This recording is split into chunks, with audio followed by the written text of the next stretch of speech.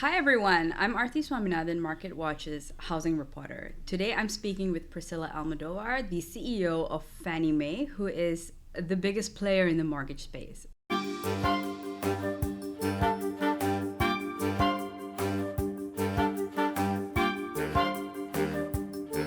Let's just get into it. So you sit at the top of the housing space, right? As Fannie Mae, who sort of guarantees such a huge chunk of residential mortgages.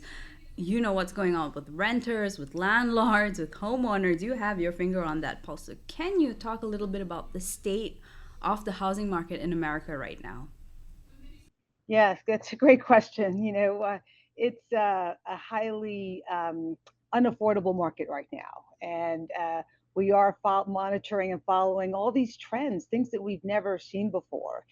For one, in the single-family space, the disconnect between sellers and buyers right now because of the affordability issues.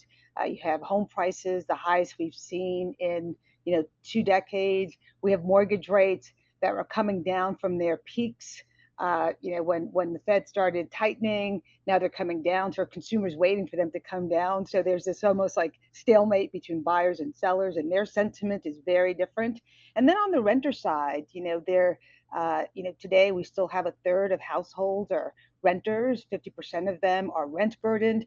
It comes down to a supply issue, both on the single family side and on the home ownership side. So there's a lot going on. And, the one thing about housing is it's ultimately about people.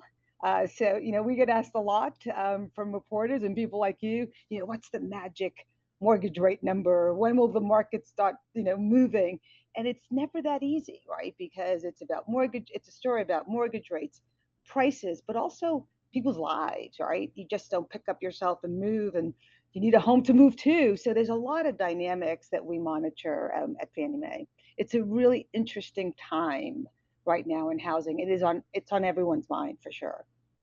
Let's drill into affordability because what Yeah, we are seeing today is totally different from prior years ago. But then it's yeah. also just every era in housing has been so different. How do we get out of this? You spoke a little bit about there being no magic mortgage rate, but what will it really take for us to get out of this sort of crisis we're in right now? Yeah. Look, it's never one thing. It's never one thing. I think there is a consensus that we've gotten here for people who've been doing housing now for decades. This has been something that has just been building. So just take supply. In 2006, we were building like 2 million plus homes a year. After the GFC, we were down to like 400,000. That's a big gap. It's taken like 10 years for the home building community to build to what we need. Our economists estimate that there's three to 4 million homes shortage right now. So it takes a long time to build out of that. So that's a supply issue. Home prices. I mean, the pandemic. I mean, we saw prices. I mean, even this year, prices has the resiliency of prices has really surprised even us. I mean, we early in the year we thought maybe they would go up 3%. We're now estimating they'll be up 7% this year. And we do think the pace of the house prices has decreased, but they've still gone up. So you have prices. When is that going to start coming down? And then mortgage rates, right? So there's not one answer, and there's also policy issues, right? So ultimately, when we talk about supply, you need all levels of government working together because to build new homes you need land, you need the right zoning, you need financing. So there's just a lot when it comes to housing. So there's not one answer, but I think there's a consensus today that part of the solution is more supply, and where the market settles between new homes and existing as well, right? So preserving existing homes. Our country's housing stock is very old, so preservation is a big part of the story as well. So existing homes, let's preserve the stock that we have, but also continue to bring on new units online. And then it's the cost. So it's a lot of, I'm not quite sure, as you see, it's not one answer. It really is all these variables coming together and aligning. But this is a state that has been, in development for at least the last 10 years. So you started your career in New York 20 years ago, and you have seen, you worked in a big city with so many diverse sort of voices, and you know what it takes or how difficult it is to build more affordable housing. In all your decades, what has been the one biggest blocker, would you say, in sort of getting more housing going? Yeah, I do appreciate that question because I've played at the local level, the state level, and now the national federal level. And if I have to pick the one ultimate issue, and I come back to this comment, housing is about people. Real estate is very local. So if you ask me the one real block, and maybe this is a reflection of maybe New York State, where you have a very diverse state. We have Buffalo, New York's housing issues are very different than New York City, and it's ultimately local. It's zoning. It's not in my backyard NIMBYism. In New York State and other parts of the country, there's this concept of home rule, like who ultimately makes decisions of what gets built in a community and a neighborhood. It's ultimately about people. So I would say the number one issue is the local. That's where decisions really get made. That's one thing I've learned about being in housing is who ultimately makes key decisions. And frankly, in housing, you need all pieces. You need incentives from the federal down to state to local. You need some carrots as well. You need zoning in New York, inclusionary zoning, density there. So there's innovation happening across the country, but it ultimately you need that local willingness to address the housing challenges. And real estate is very unique. There's not a one size fits all answer. Communities are very different. You have urban, you have rural, you have, there's, so I think there's never one easy answer, but ultimately you need what does the community and the neighborhood and the local need. So even though I'm at a national level at Fannie Mae, that's one of my earlier lessons about housing. What's really going on the ground? So let's talk about some of the issues facing homeowners today, which is climate change and sort of the impact of natural Yeah, disasters becoming yeah, more frequent due to climate change. And people have opinions on that. yeah, But putting that aside, home insurance premiums have just gone up so yeah, much. On the coast, some really rich sort of homeowners are going without insurance, going naked. yeah, They have the ability to cover the damages. But does it worry you as someone who sort of yeah. guarantees a chunk of mortgages? Does it worry you that these people are going without mortgages or not going to be able to pay if their home gets wrecked? Yeah, so climate risk and managing risk is one of our top risks at Fannie Mae and overall. I should clarify so that any of our single family mortgages require insurance. So we don't have mortgages that don't have the insurance. Similarly with our multifamily as well. But what really concerns us, we do a lot of surveys of consumers, and there is a big gap between what consumers understand about the risk of climate and their particular home. So one of the things we're doing is, first of all, we need to understand the risk. Again, it's very different perils depending where in the country. You might have floods in some places, you might have fire, you might have drought. So really understanding the risk. That's number one. Number two is managing the risk, and that's where we see consumers don't quite understand how they can prepare, whether it's through insurance, whether it's through upgrades of their homes, and then education. I do think we have found that consumers, there is a gap. Flood is a great example. I mean, today, people think if you're in the FEMA zone, that's the only flood risk areas, and we're finding, look, Hurricane Helene. I mean, these are places that historically have not been flood prone, and we're seeing inland places that historically weren't. So it is something that concerns us. So on insurance specifically, the insurance industry is sending us a signal that they're worried about climate, right? You see it in premiums. What we have seen, however, is we look at, is it available and is it affordable and is it reliable? And we are seeing, again, based on our book, we have 1 in 4 mortgages in the country, 20% of multifamily. It is available. One thing we look at very closely is, are banks putting forced placed insurance? So if a consumer can't get insurance, they need to have insurance, and then it's forced placed by lenders. We're not seeing an uptick there. So that tells us that it's still available. But is it affordable, right? We are seeing increases. We talk to folks all the time. In some places, you mentioned the coasts, 20% increases in premiums. That goes to the affordability issue, what we were talking about earlier, right? There's price, there's mortgage, but insurance, taxes is another one. So that ultimately also goes to that monthly nut that a consumer has to pay. Insurance is a big part of it. And then reliability. Today, we still see that consumers, when they make a claim, are getting paid, but that's also an issue. So it is something that does concern us. Climate is one of those areas where, again, there's no one silver bullet, but it's really all sectors working together and all industries working together.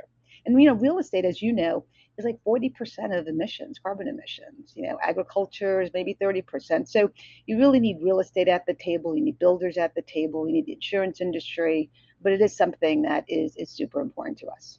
Over the sort of this morning, I was reading that in California, the realtors there have introduced like a contingency that if you can't get insurance, you sort of have the ability to back out of a deal. But it seems like it is meaningfully beginning to impact home sales. And so that is kind of a development that we're sort of monitoring, right? That we're seeing.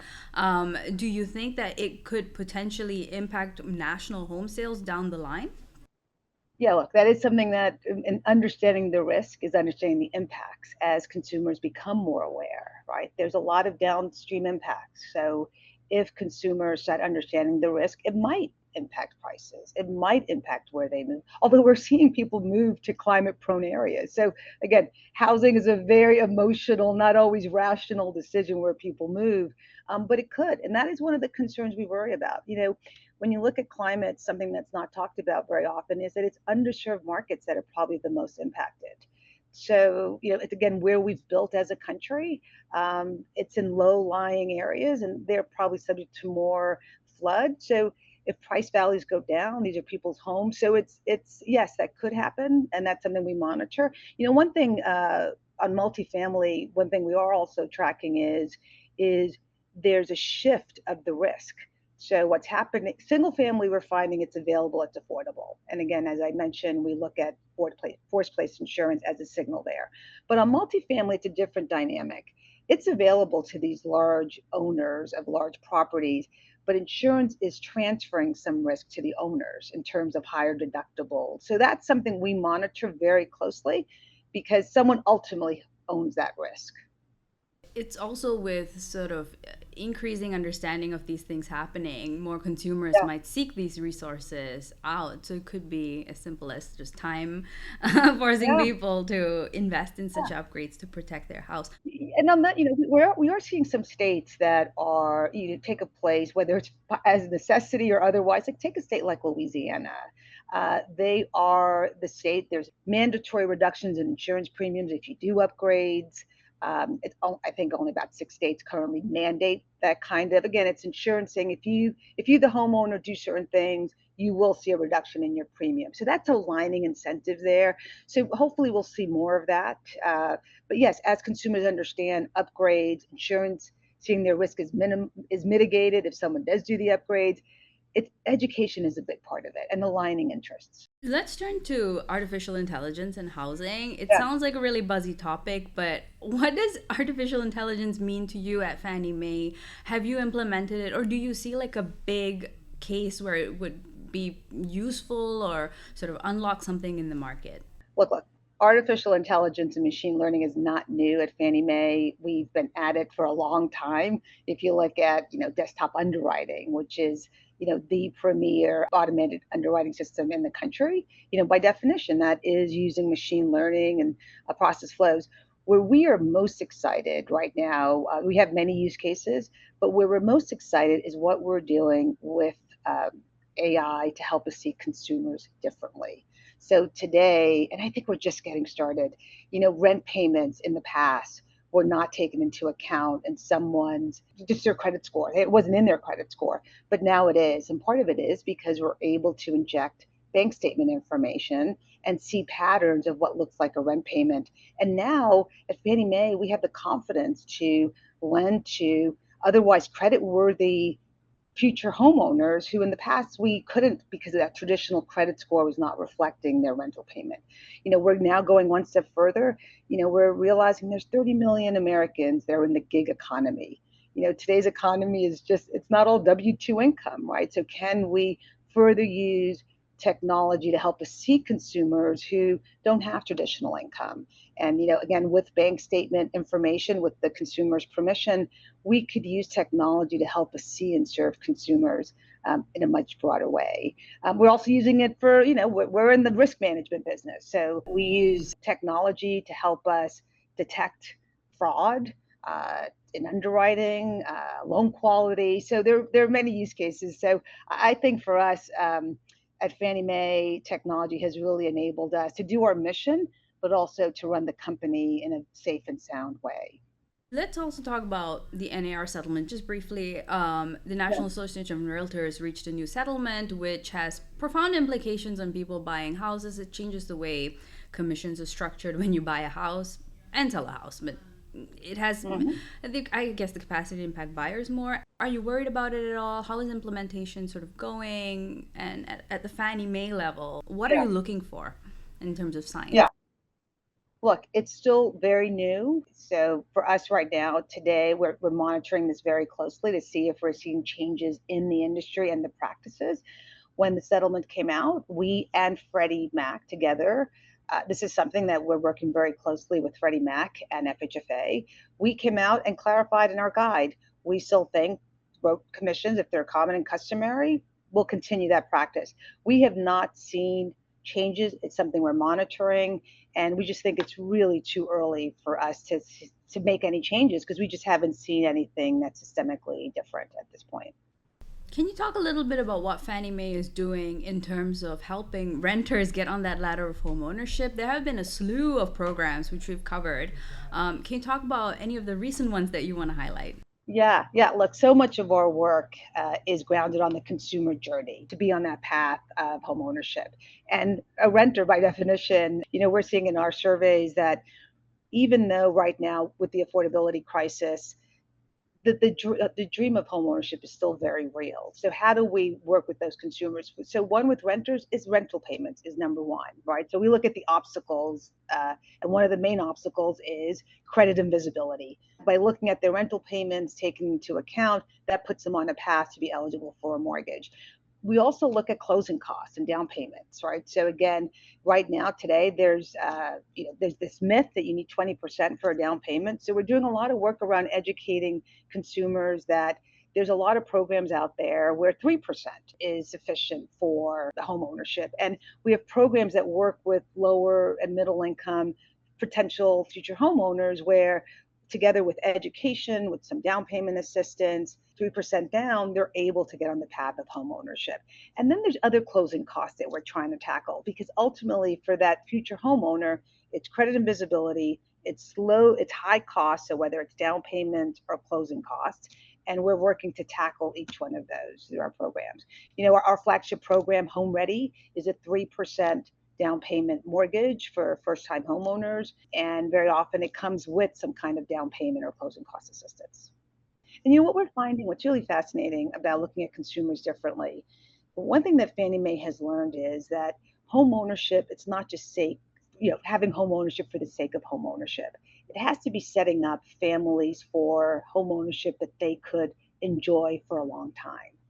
So we're finding that we can expand and see and serve more consumers with a 3% mortgage, let's say, and we're finding that their debt to income ratios, 38%, which is a good one. Their FICO scores like 753, again, solid. So we're getting a little more confidence, again, using technology to see these consumers, and the traditional ways of thinking are not necessarily ones that are true anymore, but technology is giving us that confidence to see that consumer differently, and down payment assistance and closing costs and tackling that is one of them.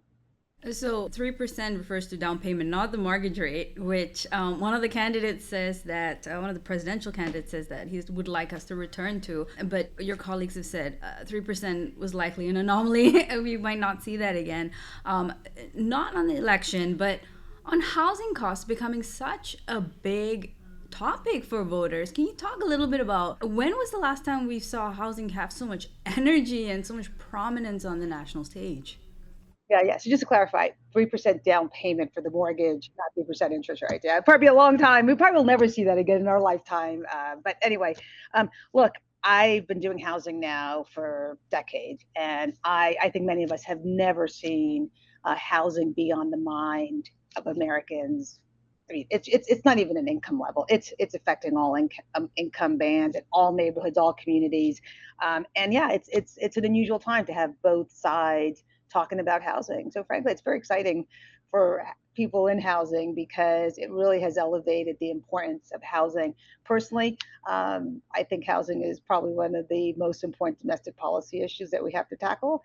And this is my personal view. I think it addresses so many others. If people have a safe, stable, affordable home to live, that's the core and it's foundational to life. So it's exciting for us at Fannie Mae, and we're here to. We want to be this trusted advisor for policymakers. We have an incredible economic and policy team, and really just to the facts speak for themselves. I mean, all the facts we talked about: mortgage rates, prices, home sales are down. So, sticking to the facts, I think hopefully would lead to really good policy. Housing policy has become such a sort of big topic that Beyonce name dropped Fannie Mae in a song I called Yeah. know. And it's just like it is so sort of in the forefront of people's mind. But I want to talk about you. You are the only Latina woman on a Fortune 500 company. You have sort of been in the forefront of this space for a while. Can you talk a little bit about, raising a family and sort of growing up in this space? What are you most proud of when it comes to sort of building your ambition and also taking care of your personal life? Yeah, look, it's an amazing privilege to lead Fannie Mae. It's an unbelievable institution in our country, 86-year history. And for me, it's like a culmination of my career. I've been in finance for over 30 years. I discovered housing maybe 20 years ago. And it's that rare place where I can do finance, capital markets work, but also have great mission. Housing to me, I drew great inspiration from my own personal story. I grew up as a renter. Uh, my parents bought their first home when I was 5 years old, and that home, that is the American dream, right? That it's still very much ingrained in what we think and the mindset of our country. So it's also very personal to me, and it's a great privilege to have found this place. And look, when you get to life, I have two fortunately delightful children, a wonderful husband. It takes a village, and I think it's true for men and women, honestly. Young men, young women trying to raise a family, you do the best you can every single day, give yourself some grace, and then, life just happens. Life is really long, and I've learned that life is really long. And my final question to you is, what is your message to young people today who view housing affordability as a serious challenge, who think they're going to be renters forever? What is your message to these people? Look, my message to everyone is educate yourself on finance. I'm not housing is the end all for everyone. Just educate yourself, have a financial plan. Housing, if that's your aspiration, know what it takes to become a house, to own a home, understand the steps, create a plan. If you want to be a renter, that's fine too. With mobility, that's fine too. But then there's other ways for savings as well, right? There's stocks, there's bonds, there's pensions. So it's really having everyone should have a financial plan. And if housing is part of your aspiration, make housing part of that plan, but understand the steps you need to take to prepare yourself, prepare your credit, prepare savings to get to that path. Well, thank you so much for joining us, Priscilla. It is such a pleasure to speak with you. Thank you so much. Thank you.